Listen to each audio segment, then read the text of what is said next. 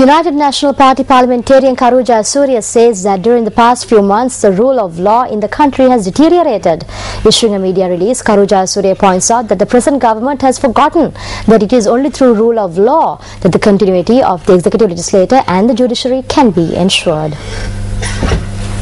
In his release, Karu Jayasuriya says that the law is implemented in one way for those with power and in another way for the powerless.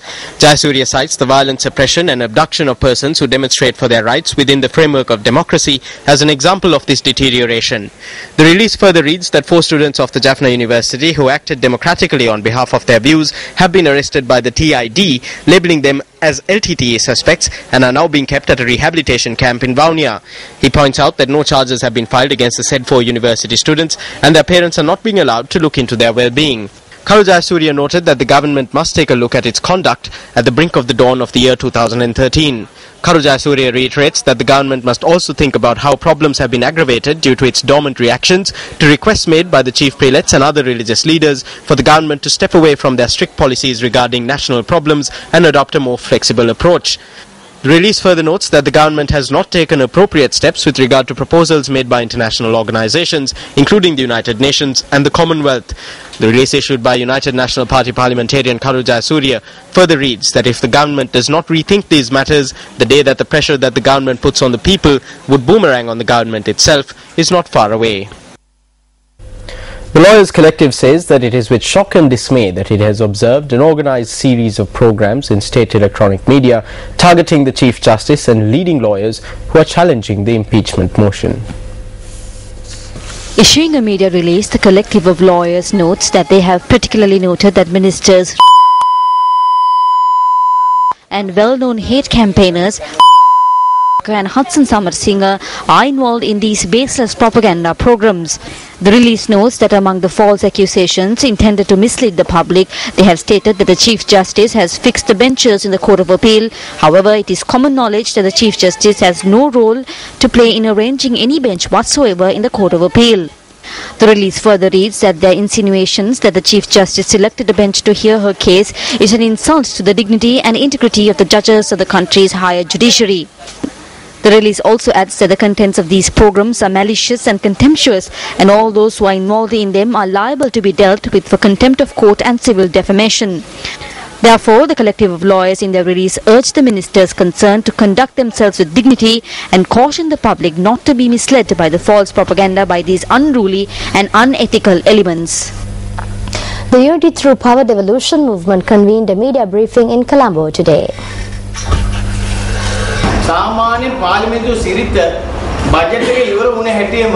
Based on parliamentary tradition, soon after the budget is passed, the House is adjourned. After it is adjourned, no proceedings take place in Parliament. However, they have taken this holiday and have come to a decision that the CJ's case must also be concluded. Why the haste to finish this in 1.5 days? Why did they bring forth 14 charges? Why did they drop so many of these? Why did they select only 5? They initiated this thinking that Shirani Bandaranayake would drop it and run. But look at what senior lawyers who were not even around when we were filing cases are saying today. Soft to that lady. Now we are with her because we never thought she will fight back this way. The whole world is watching the events unfolding in this country. Discipline code of conduct. We are very concerned about the recent arrests in the north. Arrests made under the Prevention of Terrorism Act. And these young persons have now been arrested without being produced before a judge. They are not only being detained, but they have also been imposed punishments. We wish to warn the government that this heavy-handed approach, this kind of violence by the state on young people of the north will not bring about the desired consequence of reconciliation at all. If you work for the good of this country, you will embrace all communities, share power with all of them in a very meaningful way.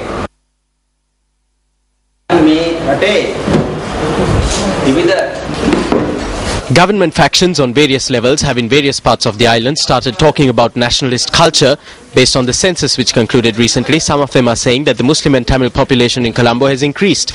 They are also trying to say that we are giving special privileges for Muslim and Tamil people to live in Colombo. Colombo is not a separate country. It is the capital of our country. Health facilities, educational facilities, trade facilities are all in Colombo. So people are coming to the city to live. This is not wrong.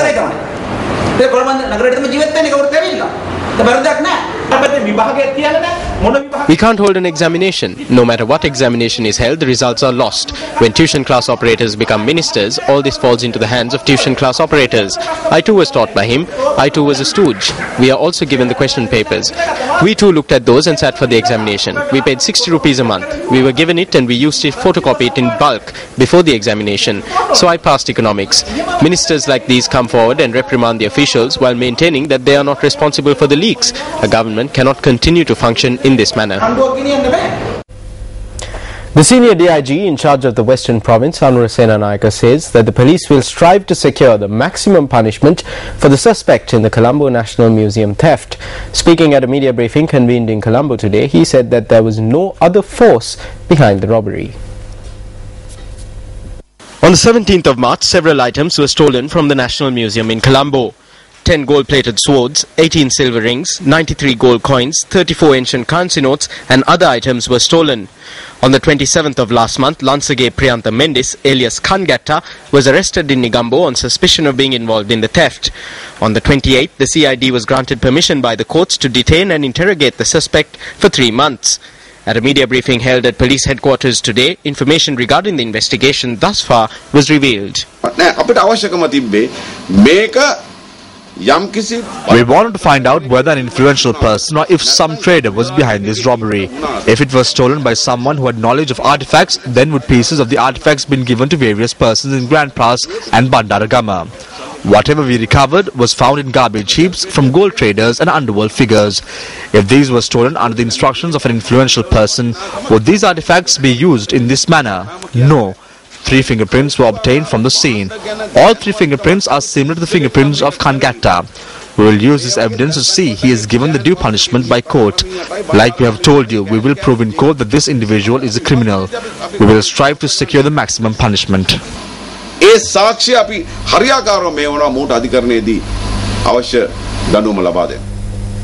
An incident was reported this morning where a man who attempted to enter the Itta Demaliya Historic Rajamaha Vihara in Walasmulla has died after getting stuck in the iron bars of the grill in the window. This incident was witnessed at around 6:30 this morning by the father of the chief incumbent of the Viharya. The police said that they believe the individual has attempted to enter the Viharya to steal. According to our correspondent, the deceased is a 54-year-old individual from the Walasmulla area. He has attempted to enter the Viharya by widening the iron bars in the grill, and it is believed that the individual had slipped and therefore got strangled. Meanwhile, 4 people who were engaged in treasure hunting at a rock behind the 19 tank in the Bellagaswaiva road in Hambantota have been arrested by the Hambantota police. The suspects were residents of the Hambantota, Angoda and Kalani areas. Police have seized a stock of books and equipment as well. Our correspondent said that the suspects were scheduled to be produced before the Hambantota Magistrates Court today. Minister of Petroleum Industry Susil Premajayantha says the government has taken steps to reach long-term agreements with state corporations to import crude oil. Minister Premajayantha is optimistic that such agreements will prevent problems like fuel shortages in the future. On several occasions this year, problems have arisen regarding the quality of crude oil being imported to the country, while operations at the refineries too came to a standstill owing to a shortage of supply. The Petroleum Corporation has taken a policy decision to enter into term contracts with especially government organizations. So as a result, to supply crude oil, the corporation has entered into agreement with Oman Trading International, which is the trading arm of Omani government, and the PB Oil, the government organization of Vietnam, and the Aramco of the Saudi Arabia. So therefore, by doing this, they are getting a very good rate. Premium for these products. So therefore, in a way, it's profitable to the corporation, and on the other hand, the continuous supply is guaranteed, and the quality also guaranteed by entering into term contracts with, especially with the government organizations. And up next is Action TV.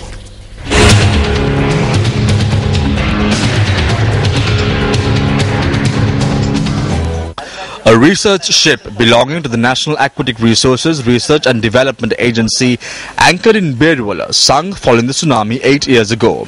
The vessel Syri, a gift from the German government, was insured for a sum of 87 million rupees.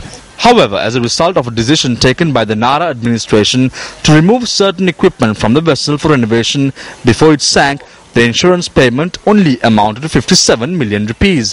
In spite of the fact that the internal auditor has pointed out that the finance division at Nara made a payment of 1,581,250 rupees for the renovation of the equipment removed from the ship in violation of an agreement which had been reached with an estimated cost of 831,250 rupees, no action has been taken against the responsible parties.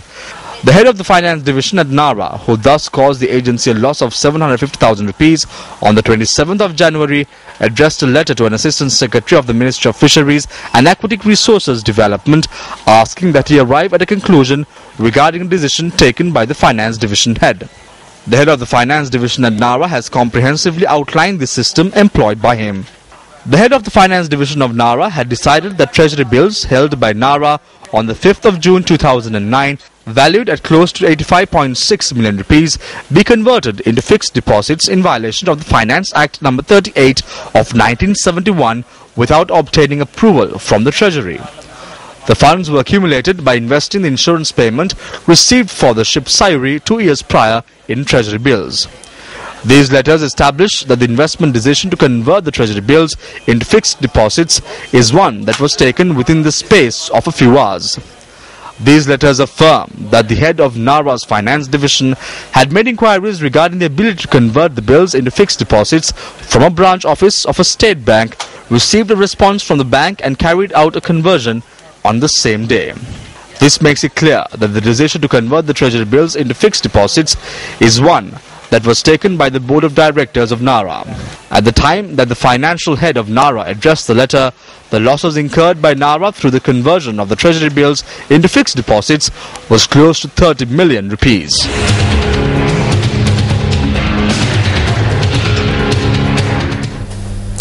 Following the birth of Jesus Christ, the Holy Family left to Egypt. Today on the Story of Christmas, we take you to the place where Mother Mary fed her newborn baby. This place is known as the Milk Grotto.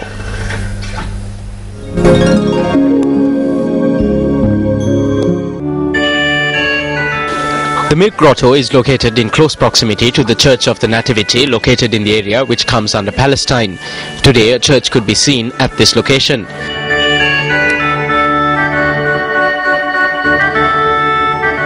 According to history, when Mother Mary was feeding baby Jesus, 2 drops of milk had fallen onto the ground, which turned the entire grotto white. The cave could be seen to be white even today. Women who visit the grotto consume powder obtained from it for fertility.